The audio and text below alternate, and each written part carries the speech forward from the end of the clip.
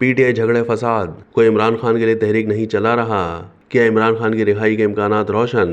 منصور آفاق کا کالم۔ سابق وزیر اعظم اور بانی تحریک انصاف عمران خان کو اڈیالہ جیل میں قید ہوئے 1 سال سے زائد عرصہ گزر چکا ہے۔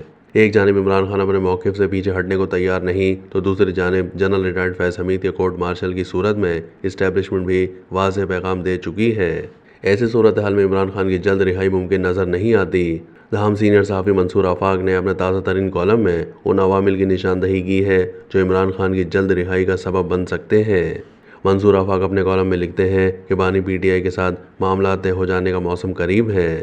صبح 7 بجے جیل کے دروازے جس طرح اعظم سوادی کے لیے کھلے، اس سے لگ رہا ہے کہ کچھ نہ کچھ طے ہونے جا رہا ہے۔ اب بانی پی ٹی آئی زیادہ جیل میں نہیں رہ سکتے۔ زیادہ سے زیادہ معاملات کا دوران یا ستمبر کے مہینے تک بڑھایا جا سکتا ہے۔ اکتوبر کا مہینہ تبدیلیوں کا مہینہ ہے۔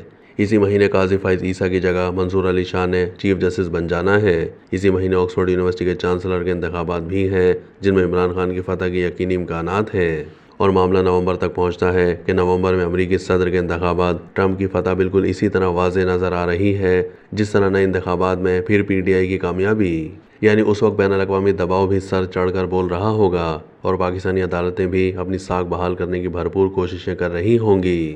منصور آفاق کی رائے ہے کہ پاکستانی طلبہ بھی بنگلہ دیشی طلبہ کی کامیاب تحریک کو دیکھ کر میدان میں اترنے کا فیصلہ کر چکے ہیں۔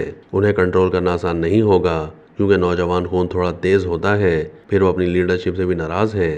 وہ سمجھتے ہیں کہ پی ٹی آئی کی موجودہ لیڈرشپ کو عمران خان کی رہائی کے لیے جیسی تحریک چلانی چاہیے تھی وہ اس سے کترا رہے ہیں۔ کالم نگار نے نشاندہی کی کہ 8 تاریخ کو جس جلسے کا اعلان عمران خان نے کیا ہوا ہے اس کی تاریخ بھی روز بروز قریب آتی جا رہی ہے۔ جس بنیاد پر اعظم سوادی نے پچھلے جلسے کو منسوخ کرایا تھا، اسی بنیاد پر کوئی فیصلہ بھی ہونا ہے، اور اگر ہو چکا ہے تو اس پر عمل کرنے کا طریقہ کار طے ہونا ہے جو اگلے چند دنوں میں ضرور ہو جائے گا، یعنی صورتحال جوں کی توں نہیں رہ سکتی۔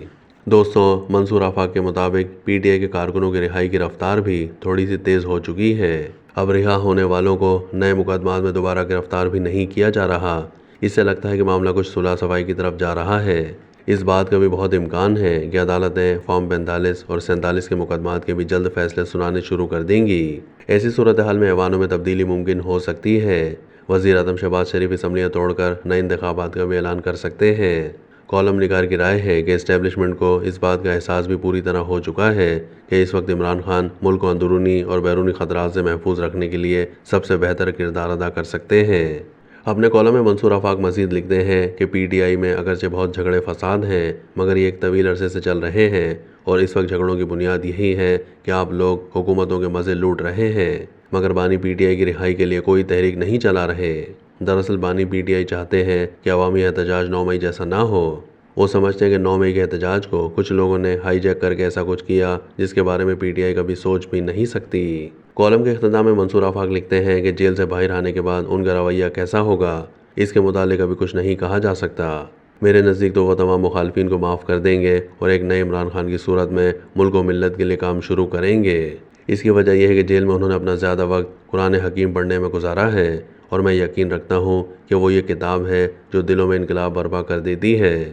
دوستوں، آپ کے خیال میں کالم نگار کی رائے حقیقت سے کتنے قریب تر ہے؟ کیا واقعی عوامل عمران خان کی جلد رہائی کا سبب بن سکیں گے؟ کمنٹ سیکشن میں اپنی رائے سے ضرور آگاہ کیجیے گا۔